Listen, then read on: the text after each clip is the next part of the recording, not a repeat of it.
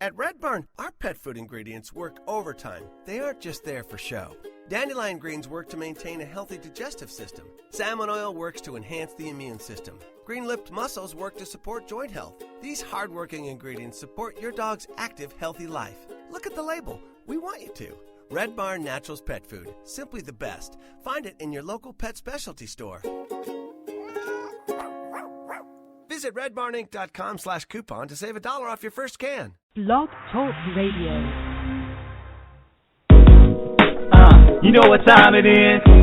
Time to hang out with Mr. Coop. With Mr. Coop, with Mr. Coop, with Mr. Coop. Get the latest scoop from Mr. Coop, from Mr. Coop, from Mr. Coop. Hang with Mr. Coop, with Mr. Coop, with Mr. Coop, with Mr. Coop. Get the latest scoop from Mr. Coop, from Mr. Coop.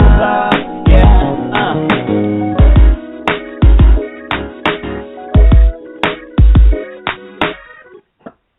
Welcome to the Big Scoop with Coop. I'm your host, Coop. And, guys, today is Season 3, Episode 2. Still going strong, guys. I want you to make sure you tell everyone, tell your family, your friends to make sure they tune in to Blog Talk Radio /The Big Scoop with Coop. If they can't catch me there, well, of course you can catch me there. But other places you can find me at, you can actually find me on TuneIn Radio, Stitcher, Blueberry, iTunes, Google. You can find me everywhere. Facebook, of course.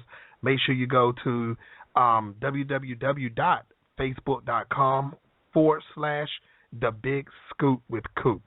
Now, guys, today I have a guest who's actually coming on the show.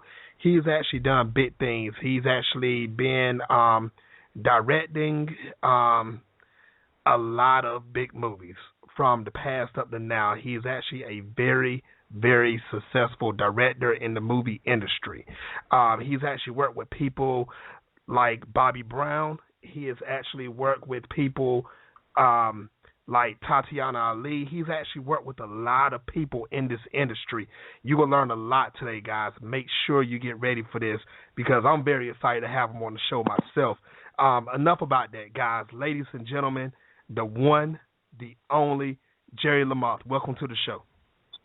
What's up, fam? Thank you for having me. Glad of to be course, on. Man. Yes, sir. Anytime.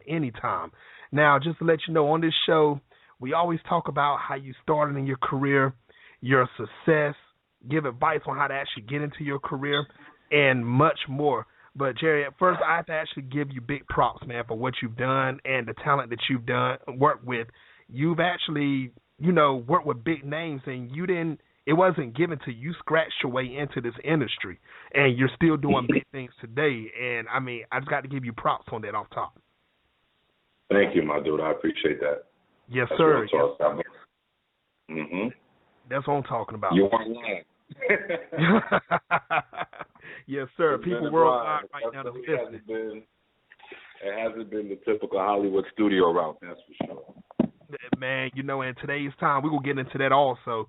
But, the movie and television industry has changed so much over the years, and it seems like whatever goes on, you're actually progressing, and you're sticking in with today's times, regardless of what it is. And, of course, we're going to talk about your hit show that's going on, too. We're going to talk about it later on. But, Jerry, I want to go on to start off from the beginning. So let's go on and get this show started, man. This is all about you today.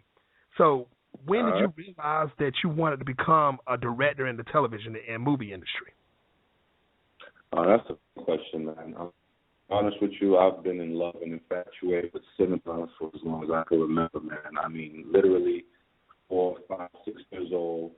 My father, I'm from Flatbush, Brooklyn, and at the time Flatbush was just filled with a plethora of movie theaters on the Strip. And my dad would take me, take me to the movies with him. Took me to see a couple of films that I probably shouldn't have seen at that age. He ain't nothing about no PG, R-rated, scenarios. He just took me. So I was watching films like Taxi Driver, Shark Machine, Burt Reynolds, watching martial arts flick, watching the blaxploitation joints from really young. And I remember coming home and replaying scenes and reenacting them. So if I go that far back, I wrote, I probably wasn't in a place to be able to distinctively tell you this is something I'm going to do one day, but it was surely something that had my attention for a long time. Fast forward a couple of years later, I ended up working in a movie theater as an usher on Kings Highway at the Kingsway Movie Theater. It no longer exists, by Cineplex Odeon, which no longer exists. I think that's Sony now. And it started again, watching. I once tracked down how many films I saw. I think I saw like maybe over 35 films over a period of a summer, during my school break, just watching films like Mo Better Blues, a series of other features. And that, I remember then setting my sights low and saying, if I could so much as even get in a movie in my lifetime, I just want like a part, like to be in a position to say one line or two lines, I'd be blessed. I'd consider myself really fortunate, not realizing, you got to set the heights, your sights high, as opposed to setting them low. And started acting, pursuing the acting business, getting my headshots. This was around 98, 99. Heard about the Acapulco Black Film Festival, which is now known as ABFF. Went out there and took a workshop that Bill Duke and Robert Townsend was hosting and putting together. And it was there. That was the epiphany. That was the moment that everything changed, because during that workshop, they said basically they asked how many actors were in the room, and everybody raised their hands, and then they said, well, how many producers are in the room, and no one raised their hands. And they were like, see, that's the problem. As people of color, you guys don't have the luxury of just being actors. You got to be writers, you got to be producers, you got to be directors. And even if you can't do all of them, you have to really start putting a circle together and start putting a team together of writers, producers, and directors, and start creating your own content. Don't be sitting by your phone waiting, hoping for someone else to open the door for you and give you an opportunity. And so for me, that was completely eye-opening. Like, I left Acapulco. That was the first time I'd ever left the country. I just went out there for dolo. I saved my money, went out there, and that was a turning point in my career. I came back. This was 99. I came back and started writing my first script. And literally, I could probably never get this lucky ever again. I bug out about this because I didn't know that generally this is not supposed to happen. It's all I knew. It's what I set my mind to do. And I made my film. I made my first film in 4 months. 4 months from the time I said I was going to make a movie, the film got made 4 months later. And that never happened again. I never got blessed to be able to get a film made. Literally 4 months after I said I'm going to make a film. That's crazy. And the rest is history. I wrote, produced, directed, and started in More Infinity, and then that's what kind of just started everything, set everything off.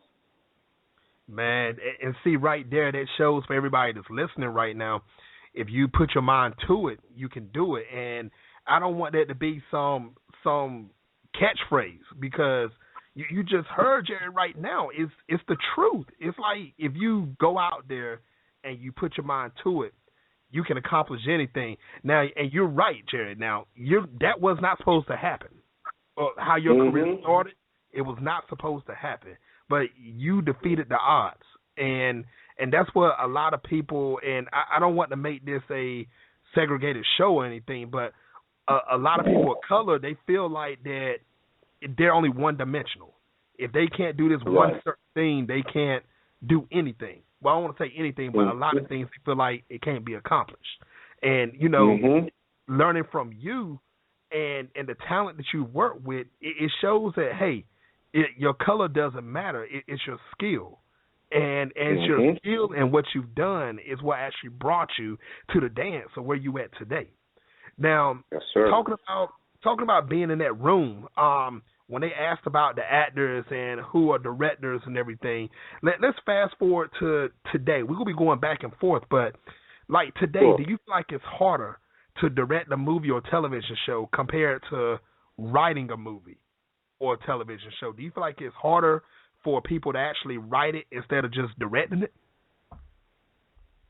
That's a good question, too. I mean, it really depends, man. I think they're all challenging in their own right. And I think it really depends on what it is that you're writing and what what field you're trying to break into. If you're looking to break into episodic writing, which is a very lucrative and very fulfilling field, it's a very hard industry to break into. And I've discovered anything that's good and anything that's worthwhile is always a struggle to break in it, because for those that are within that little system, they want to maintain the integrity of it, in the sense that they don't want it to be oversaturated, and they're not trying to get everybody in there. So like most positions and jobs, you're looking at the WGA, which is the union, the Writers Guild of America. You know, you have to write concepts and write different scripts to get to a point where someone's going to open the door and give you an opportunity, whether it be a network executive or a showrunner of a TV series, or by way of a diversity or initiative program that some of these networks hold that give aspiring, upcoming, unknown writers an opportunity to break in. So that's one facet of it. If you're basically looking to be a theatrical writer, screenwriter, and you're trying to write from major motion picture films, it's the same thing. You probably aren't going to break in officially until you have representation, like a manager or an agency or a top-tier agency or even a second-tier boutique agency rep who's credible, who can kind of open some doors for you to where the studios are now looking at your work and considering you for material, or hiring you as an assignment, as a work for hire, to do some of their films. My situation is a little bit different because as a writer-director, that's more along the path of being an auteur, in the sense that I'm creating my own stories that come from me, they come from my heart. So when I'm pitching it, I'm pitching the whole project. I'm essentially trying to get a project funded because I write and direct my films. I'm not just a director for hire. You have directors that are essentially just directors for hire. They're brought on to direct a film or direct a TV show, and that's what they do. They don't necessarily write or create their own content. And same for screenwriters. You have screenwriters that this is what they do for a living. They write all day, every day, whether it be for television or for major motion pictures. See, that's what I'm talking about. And for example, I've been in 2 movies, and I'm getting ready for my 3rd. But my movie director is actually going through the same situation. He's trying to actually get, because we're trying to convert the movie we're in into television shows. And he's trying to get into the industry. Now, don't get me wrong, we had it on YouTube for a while, and it has, and I mean, a lot of people liked it, and it's a very, very good thing. But he's going through the same thing, trying to break through to get it to television. Yep. So I understand where you're coming from, and that seems like it's a headache by itself compared to everything else you have to do in your life. Yeah, breaking into TV is very difficult. Whether you're an actor, writer, or a director, there are dues that got to be paid. That's how it's looked upon. You're right. But with the right representation and the right relationships, anything is possible. I definitely agree with that. Now, did you have any mentors when you actually started in this business? I would have to say honestly, no. Unfortunately, I would have loved to say yes.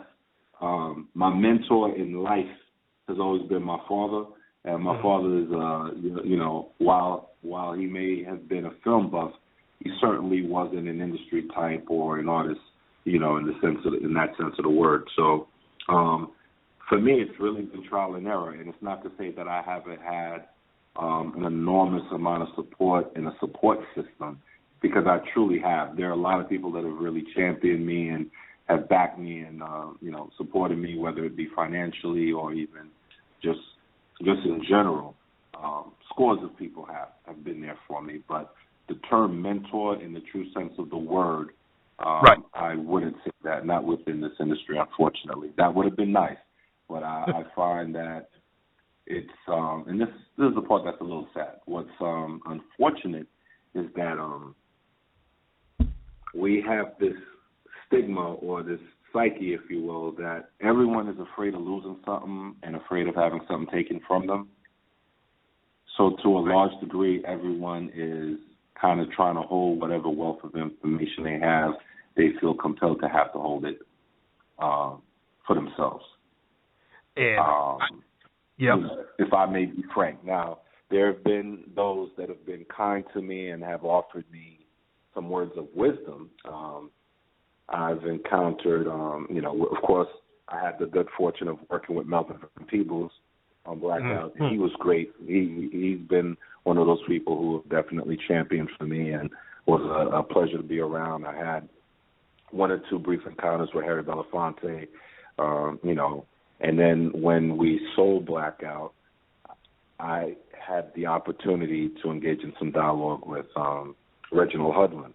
But, again, the term mentor, by its true definition, that's not something I can honestly say I've had in this industry. Now, since you start naming names for people that's new to you, and that's probably 1 percentile, and the rest of these people that's actually listening, I know they know of you, but for the people that's new to you right now, can you name some of the people? You already started it, but can you name some more of the people you actually work with in this industry? All right. Here we go. I'm going to try to remember everybody. I've had the blessed opportunity of working with Jeffrey Wright, Zoe Saldana, Jamie Hector, Melvin Van Peebles, Michael B. Jordan, Jennifer Lewis, Whitney Houston, Tatiana Ali, Kamala Jones, LaTanya Richardson Jackson, Anthony Chisholm, and now with the new series, Vanessa Bell Calloway, Christian Keys, Clifton Powell, Jr., and I know there's more. Keith Robinson, of course, and several other great talents. I know I'm forgetting some people, and I hope I mentioned Jamie Hector because that's my boy. Right. I had to work with Jamie Hector as well, amongst many others. The late Whitney Houston. So, yeah. And ladies and gentlemen, if you're listening right now worldwide, the resume speaks for itself. There's something that can't be made up. You can actually find this yourself online in different places, but it shows that he has the skill where big names are actually coming to him. He's actually working with them. So, make sure you're paying attention to the show, people, because you're hearing what he's done. Make sure you follow his career. Make sure you tune in to his show that we're about to talk about in a minute.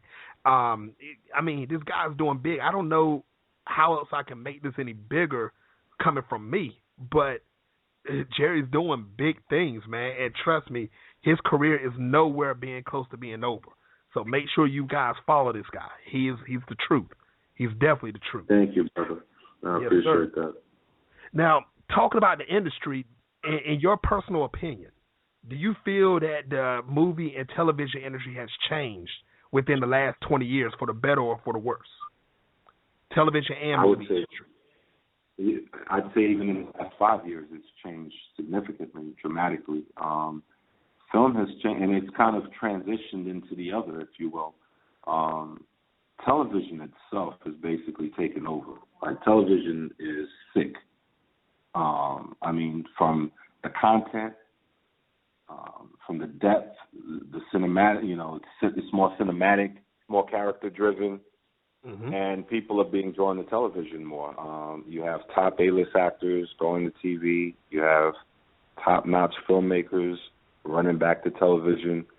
There are a number of reasons for that, one of which is there's a consistency level with television that you won't get from doing a film. You might get a good film or big film once every couple of years, but, with television, there's more consistency, if you will. And so for that's where things have kind of changed over.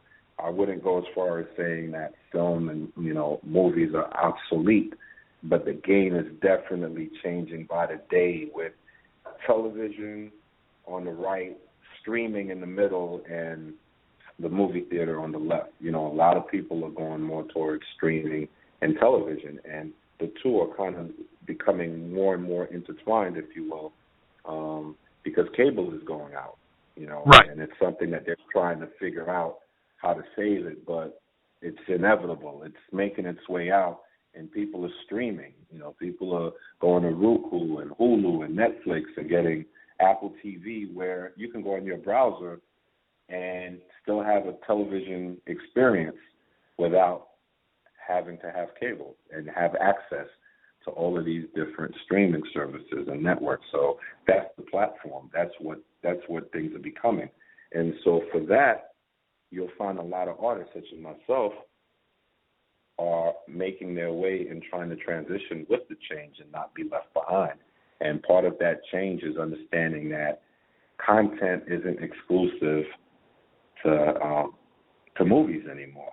You know, you got all these streaming outlets which serve as a digital platform / network, if you will. You still have your traditional networks that are still playing on, you know, regular channels, but still have to provide streaming services and apps and the ability to watch and stream the content on their websites, because if they don't, they will lose a major audience because they've discovered there's a key demographic that doesn't even watch television anymore, not in the traditional sense. You know, this generation is watching content on their phones. They're watching content on their tablets, you know, on their laptops. Like, for me, it's very short-lived. I'm very old school. I can't really watch content on my cell phone. Like, for me, I feel like I'm losing something. But statistics have shown there's a significant percentage of people that are watching their content on their phones, on their laptops, on their tablets, and that's why you have the whole smart TV revolution that's happening now, too. You know, people are watching YouTube the way you would watch a traditional network. You have a big screen, you have a smart TV, you can go on YouTube, pull up any content you want to watch, and you're going to have the same experience as if you were watching a television show on a major network. So that's what we're dealing with now. And that's true. That's true. And let me add on to that. Now, I'm not sure if you heard about this or not, but you know, Sony with PlayStation, they actually have something called PlayStation View. And basically on the PlayStation consoles, you can actually get your local channels and cable channels. And they got packages starting low as $39.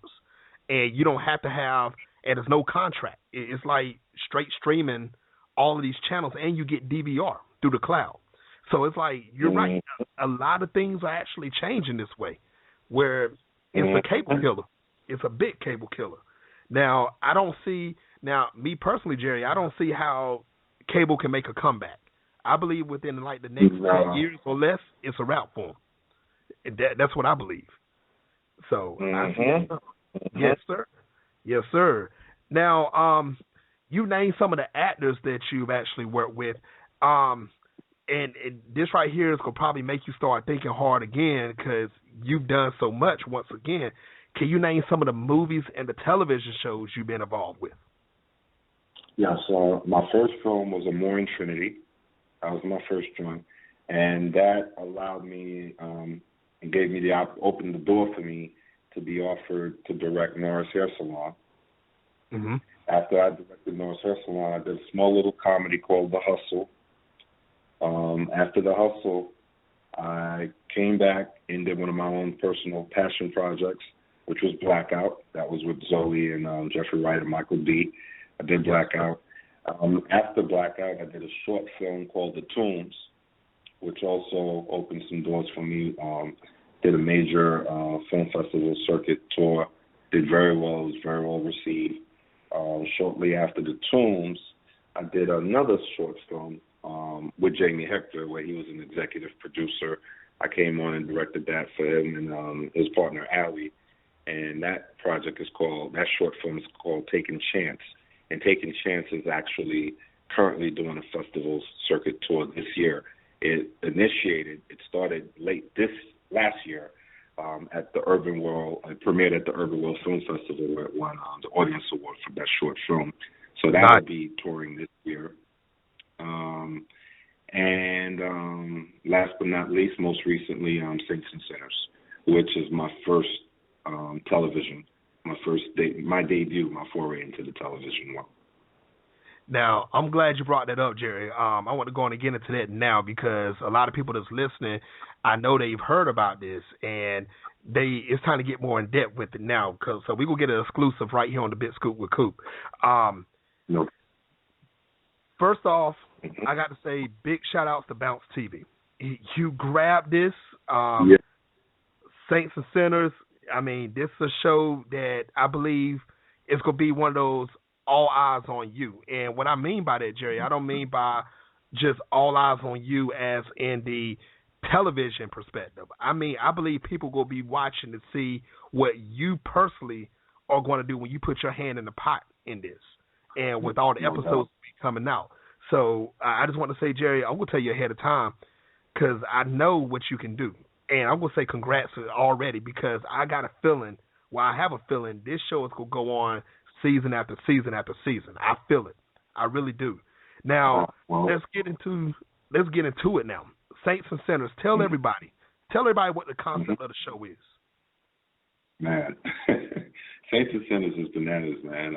Saints and Sinners is basically an ensemble piece about the Johnson family who have overseen this church for over 40 years, over 3 generations. And it basically deals with deceit, betrayal, greed, power, lust. And my best angle and pitch for it is I tell people if you've watched Empire, if you've watched Power, it's in the vein of those 2 shows, or Scandal even, rather. But except instead of the White House and instead of the music industry, it's in the backdrop of the church. Ooh. So that's where it plays differently, the backdrop. But the premise is still dealing with those same deadly sins, those human deadly sins that we're faced with. So it's a guilty pleasure. Got you. Now, if I'm not mistaken, didn't this debut March the 6th? Yes, it did. It debuted last week. The pilot came out and broke records, and it is the highest rated program in Bounce TV history. It premiered to 1.3 million viewers, which is huge for a small network that, for one, honestly, many weren't aware of, and, for one of which many people didn't have access to at the time as well. And yet it's still with virtually very little promotion other than social media.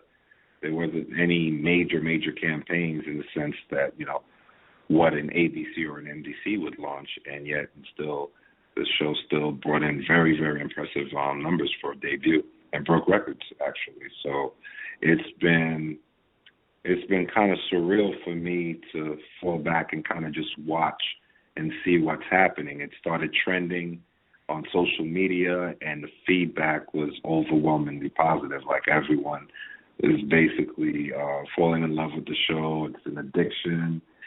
People are, claiming Saints and Sinners is now, got Sunday on Smash. So people are really tuning in and loving it. Episode 2 aired yesterday.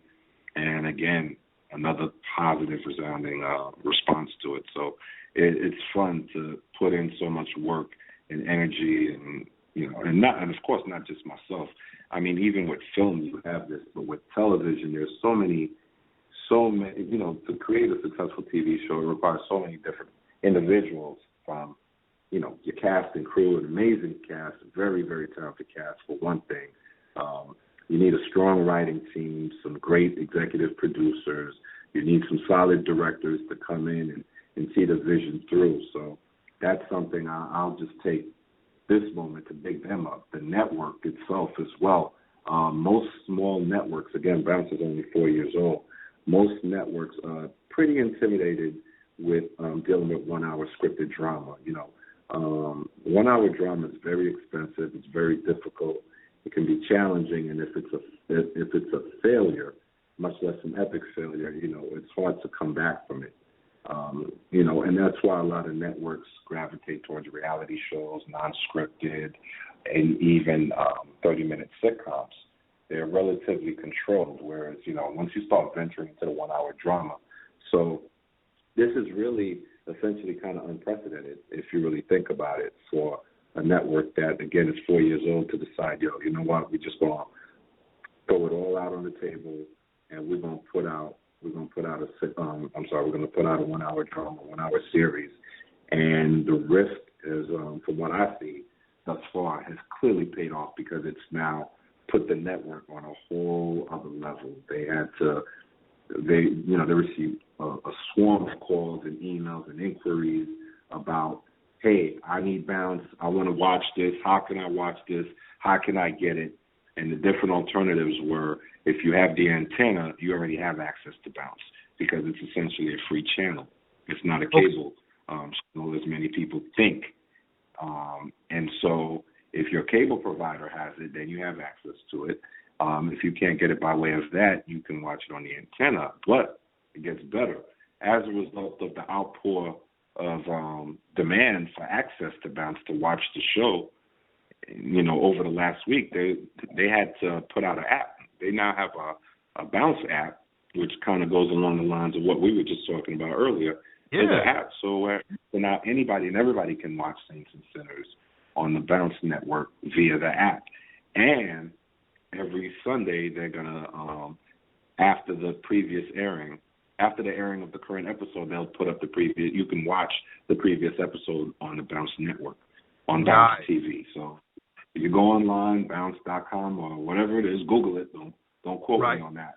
You can watch the show. So both episodes are currently streaming now as we speak. I've gotten a flood of calls from people who've been going crazy, getting aggravated from seeing all the hoopla on social media, not having access to it. Now they can see it. Well, you know what?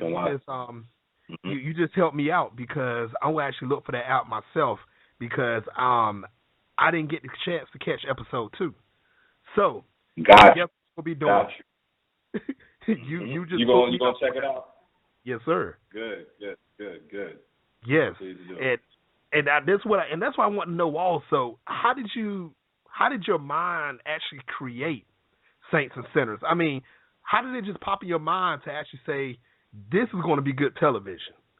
I got to get it out. Well, first off, I got to say I didn't create it. Oh, really? I didn't create Saints.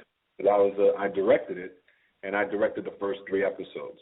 And so with television, I was basically brought on to direct the pilot, to helm what would be the first visual of this show, to basically set the tone for what this show is going to be and will ultimately have to be followed as the blueprint for what the show, for the show's life. Okay. And so I was brought in. Swore Productions is the production team behind Saints and Sinners, and there's an executive there, an executive producer by the name of Brett Dismuke, who I've known for many years. And when the network was looking for a director to helm the first few episodes to kind of get it off and running, get it off, on the right track, Brett brought me in, brought my work in and suggested that they consider me. And so I was shortlisted at that point in time. And later on, one of the key executives over at the network, Elizabeth Kiola, basically said, yeah, I want, after watching some of my previous work, she said, I want Jerry to direct Saints and Sinners. And so that's how I got the gig to direct Saints and Sinners. So I directed episodes 1, 2, and 3. And Ricolo, Andy, and Ty Grant are they're the masterminds behind the show. They're the creators and the executive producers and showrunners of Saints and Sinners. I'm glad you got that cleared up because, see, maybe that was a rumor because I heard you had major say-so in it, and also you and Andy, all of y'all, I heard all of y'all came together and created this mastermind. So I'm glad you got that cleared up right here. I can't take the credit and say I created it, but I will agree with you. When you come into, anytime you're asked to come on and direct a pilot, you do assist the showrunners and the creators with the vision, and my job is to help facilitate their vision. So anytime a network summons you to direct a pilot, they know, and they're asking you to basically put your touch to the project. We trust you. We want you to drive this ship. What's the direction that, we're going to go with it? This is how we see it. This is how we envision it, and then they basically mix your input with that to create what will ultimately be, the life of the show. Okay. Now, I got to say big shout-outs to all the actors, actresses, the masterminds behind this. Saints and Sinners. Yep. Big shout-outs to all Absolutely. of you. Jerry, make sure you Takes a tell lot all those ahead. guys, too. Yeah, tell them. If they're not listening right now, tell them I said big shout-outs to them. Much success in the future for them, because I already see it coming. Absolutely. No doubt. Absolutely. Yes, sir. Absolutely. Now, how excited were you when you found out that you won Audience Choice Awards in 2015? Oh, man, I was excited because I have a long history with the Urban World Film Festival. My very first joint premiered, More Infinity premiered at the Urban World Film Festival. So I kind of have a lasting legacy and history, and there's a lot of nostalgia with Urban World. You know, they've been very supportive of me, you know, during my, you know, through the last 15, 16 years. And so it was exciting. And for me, I was really happy for the kids because Taking Chance consists of this really, really talented cast and ensemble from Brooklyn. You know, they're from a group called Moving Mountains, which is a not-for-profit group that Jamie Hector started to bring in some inner city kids and basically teach them theater. And they basically do 1 or 2 plays every year. And so last year they decided they wanted to do a film. They've done a lot of theater, and they were like, you know, they went to their director, their mentor, Jamie, and said, look, we want to do a short film. And initially, Jamie was going to direct the project. However, his schedule didn't permit him to do so. He had an extremely hectic schedule. He was shooting Botch. He had a Part in Power, Persons of Interest, The Strain. Like he was killing it last year. He had a really good year. So it kind of really prevented him from being able to come in and direct Taking Chance. And he didn't want to postpone or push it back any further. And so a few months prior to that, I attended a gala, a fun gala that they were holding for Moving Mountains, where, you know, a lot of influential people and politicians and pillars of the community, you know, donated generously to Jamie's cause, Jamie's group, organization. And so, I laugh and I joke about this all the time, and I tell them, I remember that evening, you know, I just felt like I wanted to contribute more and help out because I was really just so inspired by what he was doing. And I said to him, if there's anything I can do, anything you need, let me know. And so he called me on it. You know, he hit me up. He said, look, you know, my schedule is just bananas right now.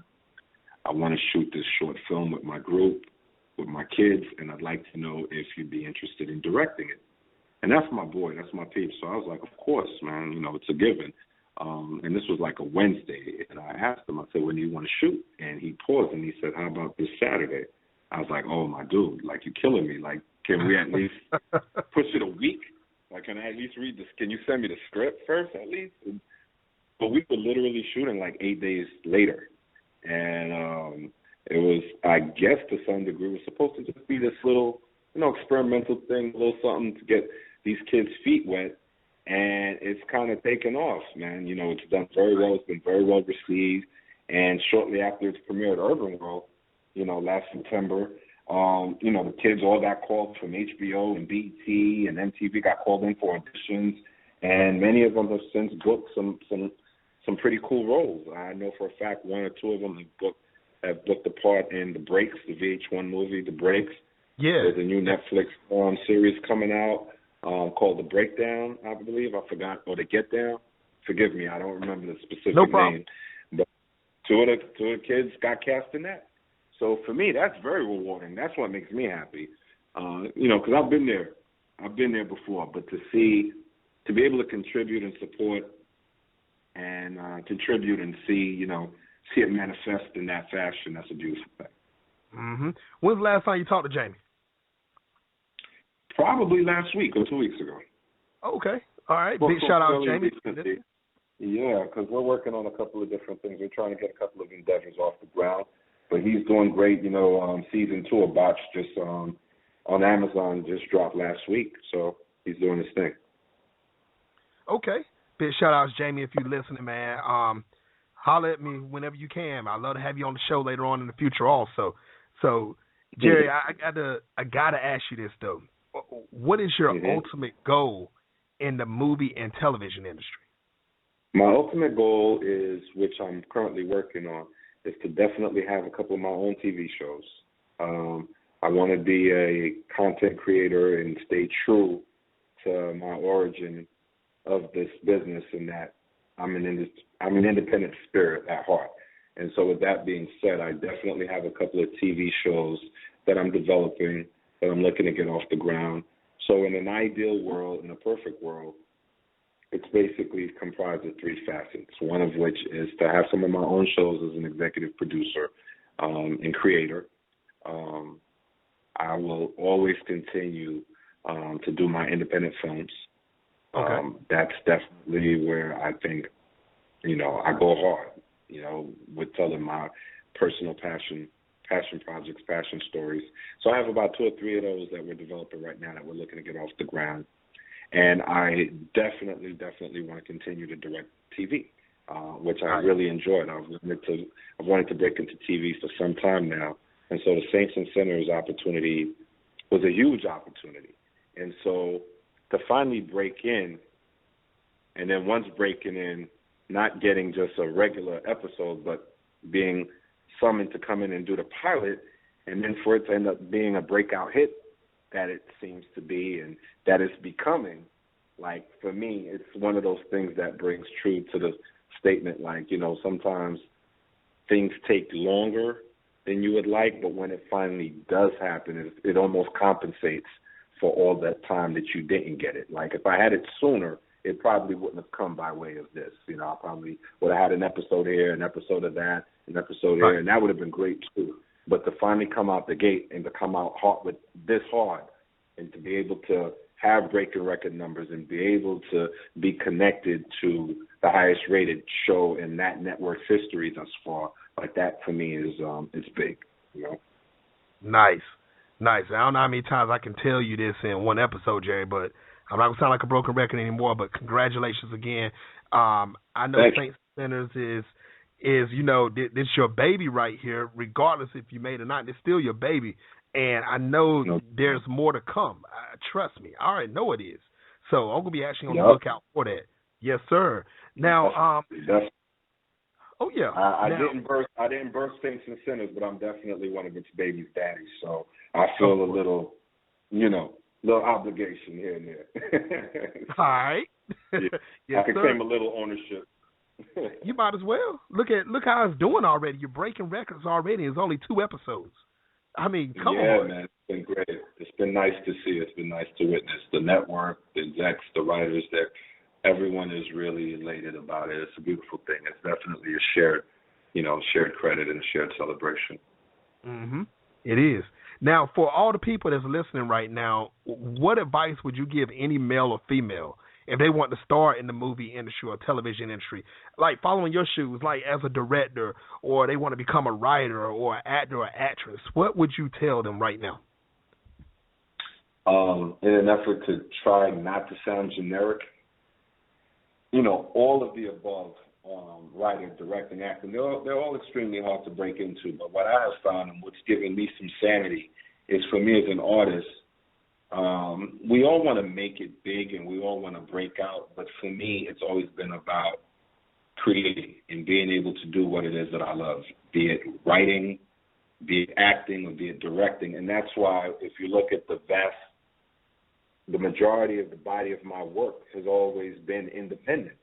And so, and in many cases, I had to create it. I had to go out and get the funding and produce it and get it made. If I was waiting for this so-called big break, if I was waiting for the so-called moment where I'm discovered on the bus by a big-time agent or for a studio to call me and say, Jerry, we want to offer you a big 3-picture deal, I wouldn't be here talking to you right now. I literally wouldn't have a single film to my credit. So from that very first small little film to the short films that I'm doing now, to Saints and Sinners, to Blackout, anytime I've been given an opportunity to do something like a Norris Hair Salon or Saints and Sinners, it only came because I had already created some of my own work. So there was something for them to be able to look at, to say, we want you or we even want to consider you, as opposed to feeling obligated. I want this opportunity. I should be here. I should be doing this kind of movie. I should be directing this kind of show. Okay, what have you done? Well, I haven't done nothing yet because I'm waiting for one of y'all to see my brilliance and put me on.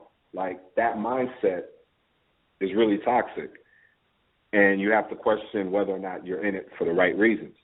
I've often heard a lot of people say, if you want to get put on, if you want to be an actor, a writer, or director, solely for the purpose of being rich and famous, you might want to pursue another business or another venue. You know, you see what you see before your eyes, but that's very limited and few. So if that's your goal, there are probably other ways, especially now in today's time and generation. It's so easy to be famous now anyway. There are other ways of being famous other than trying to be a content creator and being a real artist. Being a real artist is hard. So being true. famous is easy. Being an artist is hard. Being famous is easy. You know what I mean? So if your heart is set on being a writer, director, or an actor, put in the work, put in the work, put in the work. Do independent films. Do student films. Read the trades. Buy a camera. Cats are shooting films on these cell phones now. There's no excuse. There is no excuse to not be able to create content. Right. Like I tell my kids, I tell my daughter, I tell my son all the time. That's the other thing too. Being an artist is hard, but it's also one of the easiest things to start that no one can take from you. It doesn't require an abundance of money. You know, at the end of the day, it all starts with a pen and paper. And yeah, maybe with this generation, a tablet or your cell phone. But basically, that's what it all starts with, and that was something I always took pride in. Most of my earlier work started with a pen and paper, and so I always felt good at the fact that I always felt empowered that was something I didn't need to have to go out and ask somebody to give me this so I can do it. Years ago, it was very hard to get a film made because films were shot on film. Right. Now everything's digital. There's no excuse. There's no excuse. Create, put in the work, and whatever you're deserving of, it will come. Man, you can't get any realer than that, Jerry. I want to say thank you for this advice. Everybody that's listening, I know they had their pencil and their piece of paper, or like you said, this era, they had their iPads out and they're taking notes. So I just want to say thank you again for coming on the show. Your words of wisdom spread it worldwide. I will have my eyes on you, saints and sinners. I will have my eyes on that, and I believe the rest of the world will also. And Jerry, I want to make sure you come back on make sure you come back on the show in the future. We'd love to have you back again. I will. It'll be my pleasure, man. It'll be my pleasure. Definitely tell your audience, man, they could definitely follow me on Twitter and Instagram. You know, I'm on, my handle is at the JL LaMothe. At the J LaMothe. So definitely, follow up with my endeavors, man. I appreciate all the support and love. Man, you heard it here first, guys. Make sure you go follow him on social media so you can make sure you keep up with the latest and the greatest of what he's doing, guys. Like I said, this the next big thing, and you can watch the first 2 episodes of Saints and Sinners. You'll see why this is shattering records. I mean, gosh. Jerry, I'm not going to lie. I'm scared to see what's going to happen mid-season and end of season 1. You shattering records already. So It's a trip. It's exciting.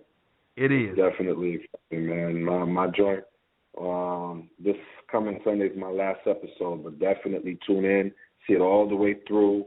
This cat, Darren Grant, he does the following episodes. He directed Diary of a Mad Black Woman. He did a phenomenal job just the same. So you guys make sure you tune in and watch it. It's a great ride all the way through. Man, thank you again, Jerry. Thanks for coming on the show. We will talk to you in the future. And everybody, you heard it here first on the Big Scoop with Coop. Until next time, everybody.